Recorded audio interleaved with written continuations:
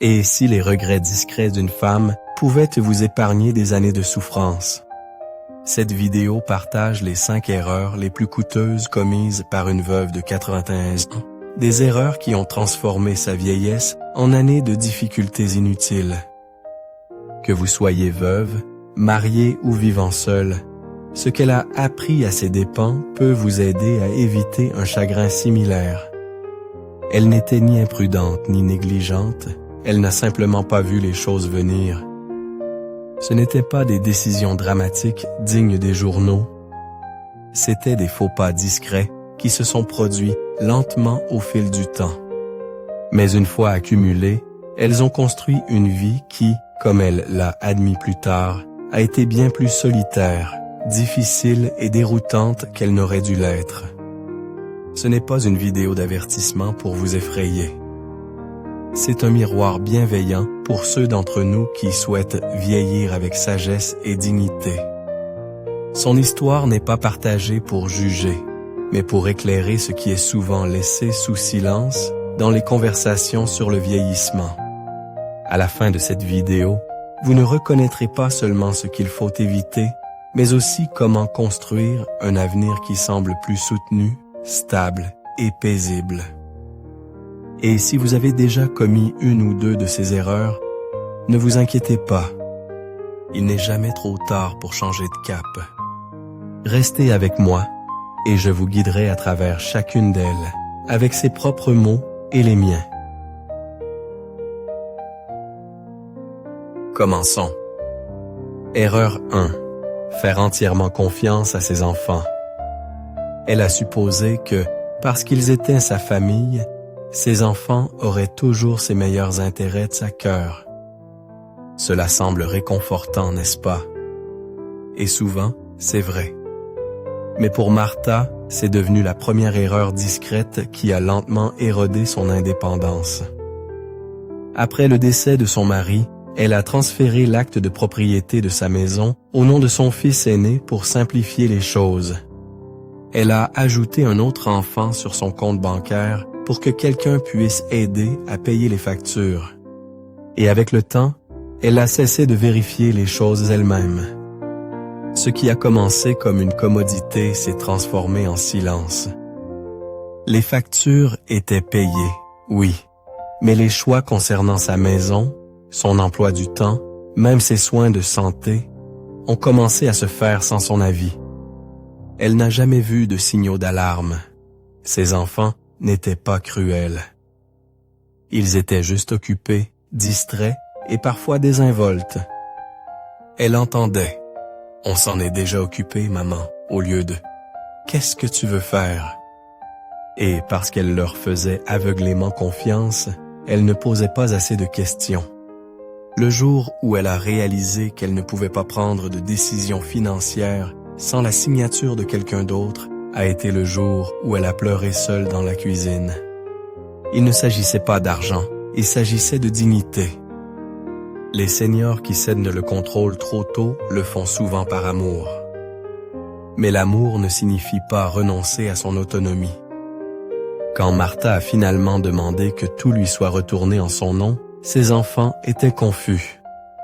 Ils n'essayaient pas de lui faire du mal. Ils n'avaient tout simplement pas réalisé à quel point elle avait besoin de se sentir à nouveau en contrôle de sa propre vie. S'il y a une chose qu'elle pourrait faire différemment, dit-elle, ce serait ceci. Garder l'aide proche, mais garder les décisions encore plus proches. Car même les personnes bien intentionnées peuvent oublier que vous êtes toujours l'auteur de votre vie. Déléguer est sage.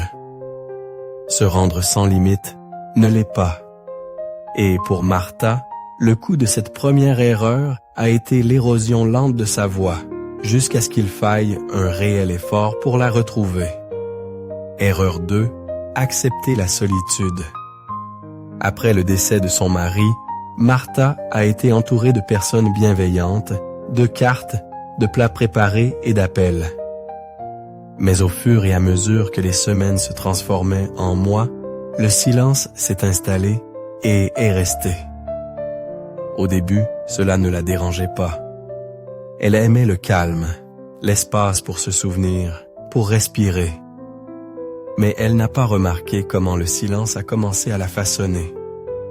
Quand une voisine l'a invitée à un club de lecture, elle a souri et a décliné. Quand son amie de l'église l'a appelée pour lui proposer de l'emmener au service du dimanche, elle a dit « Peut-être la prochaine fois ». Et quand son ancienne amie de son groupe de couture lui a demandé si elle aimerait se joindre à nouveau, elle a simplement dit qu'elle était trop fatiguée. Ce n'étaient pas des rejets fermes, c'étaient des sorties discrètes. De doux adieux. Avec le temps, les invitations ont cessé de venir. Martha avait involontairement montré au monde qu'elle allait bien toute seule. Mais ce n'était pas le cas.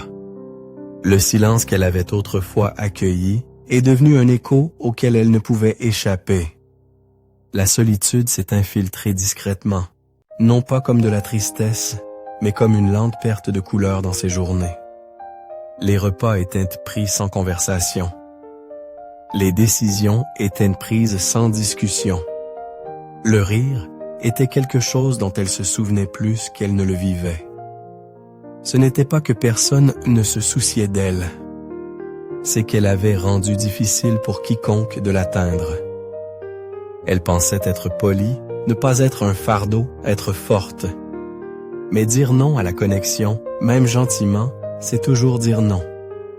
Et quand on le fait assez souvent, cela devient une habitude difficile à inverser. Martha a finalement réalisé que la solitude ne vous fait pas seulement sentir seul. Elle vous convainc que vous méritez peut-être de l'être. Reconstruire ces liens a demandé de l'effort, de l'humilité et du temps.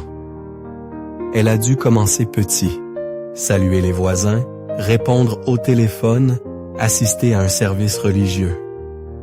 Et, petit à petit, la vie est revenue.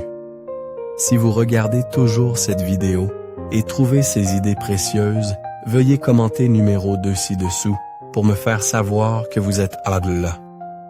Et si vous n'êtes pas encore abonné, je vous recommande de vous abonner et d'activer la cloche pour ne manquer aucune vidéo. Votre soutien nous aide à continuer à créer du bon contenu pour vous informer et vous inspirer. Maintenant, continuons. Erreur 3. Ignorer les réalités financières. Martha avait toujours fait confiance à son mari pour les finances. C'était lui qui payait les factures, renouvelait les assurances, gérait leurs investissements et s'assurait que les impôts étaient payés à temps. Après son décès, elle a supposé que les choses continueraient en quelque sorte d'elles-mêmes. Pendant des mois, elle n'a pas ouvert les relevés bancaires et quand elle l'a fait, elle comprenait à peine ce qu'elle regardait.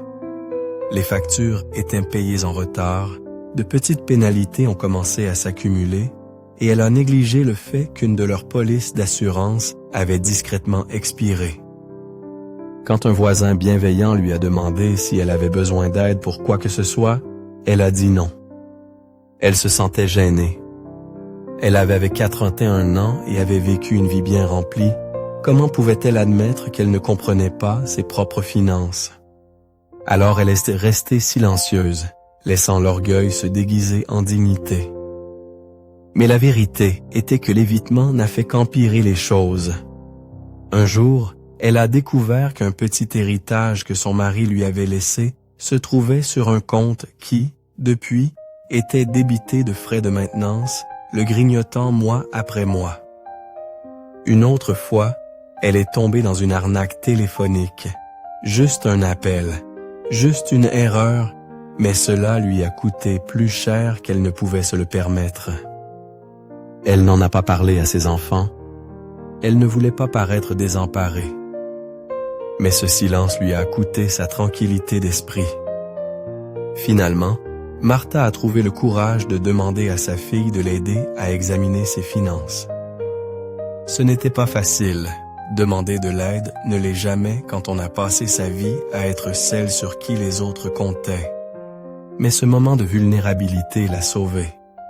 Elles ont travaillé ensemble pour mettre en place des prélèvements automatiques pour ses factures, ont rencontré un conseiller financier et ont même annulé quelques abonnements inutiles dont elle ne réalisait pas qu'il la facturait encore mensuellement. Martha a appris que ce n'est pas une faiblesse de demander de l'aide, c'est de la sagesse.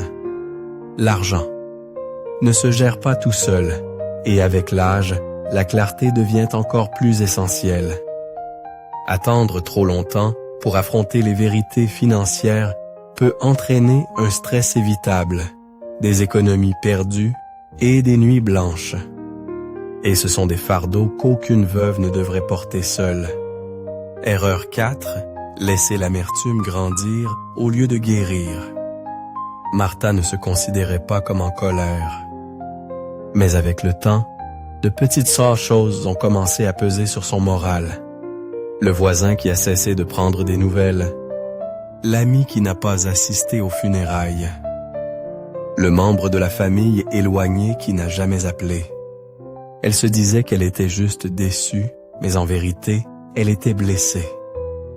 Et au lieu de gérer cette douleur, elle l'a laissée durcir.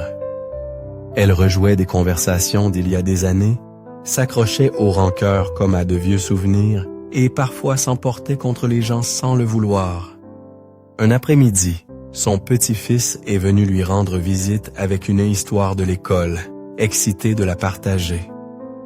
Mais quand il a accidentellement renversé un vase, Martha a haussé le ton brusquement. Le garçon a tressailli puis s'est tu. Cette nuit-là, elle n'a pas pu dormir. Elle a réalisé que sa réaction avait moins à voir avec le vase qu'avec un poids qu'elle n'avait pas géré. L'amertume, lorsqu'elle n'est pas contrôlée, change notre façon de voir le monde. Elle rend tout plus froid, fait ressentir chaque silence comme un rejet, chaque erreur comme personnelle. Martha a commencé à tenir un journal, non pas pour ressasser, mais pour libérer. Elle a également rejoint un groupe de soutien pour le deuil, où elle a entendu d'autres histoires de perte et de guérison. Lentement, son cœur s'est adouci. Elle a contacté l'ami qu'elle évitait et lui a simplement dit « Tu me manques ». Elles ont déjeuné ensemble la semaine suivante. Martha a appris que la guérison ne consiste pas à prétendre que la blessure n'est jamais arrivée. Il s'agit de ne pas la laisser définir qui vous devenez. Abandonner la rancune lui a donné de l'espace pour rire à nouveau, pour se connecter à nouveau et pour aimer à nouveau, même dans le chapitre calme de sa vie. Si vous regardez toujours cette vidéo et trouvez ces idées précieuses, veuillez commenter numéro 4 ci-dessous pour me faire savoir que vous êtes là. Et si vous n'êtes pas encore abonné, je vous recommande de vous abonner et d'activer la cloche pour ne manquer aucune vidéo. Votre soutien nous aide à continuer à créer du bon contenu pour vous informer et vous inspirer. Maintenant, continuons. Erreur 5. S'isoler des nouvelles possibilités. Après le décès de son mari, Martha a lentement commencé à refuser les invitations. Au début, c'était par chagrin. Puis, c'est devenu une habitude. Les rassemblements à l'église semblaient écrasants. Les appels de sa cousine restaient sans réponse.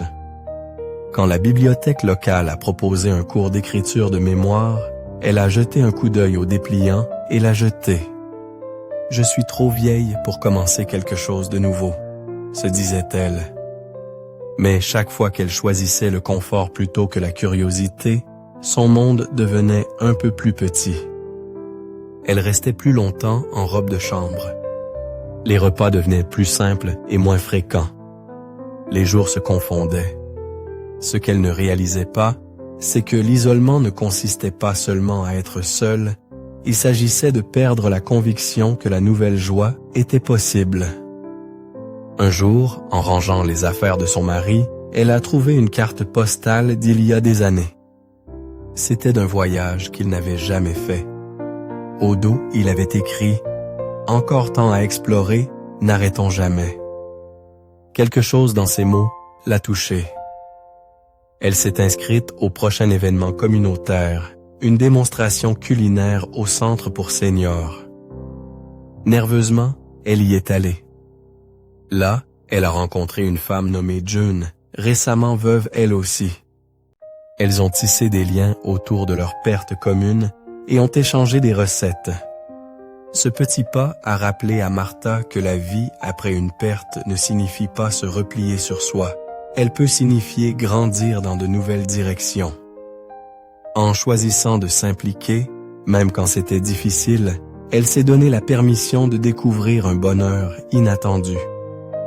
La plus grande erreur qu'elle a failli commettre était de croire que son histoire était déjà terminée. Mais les histoires ne se terminent pas dans le chagrin.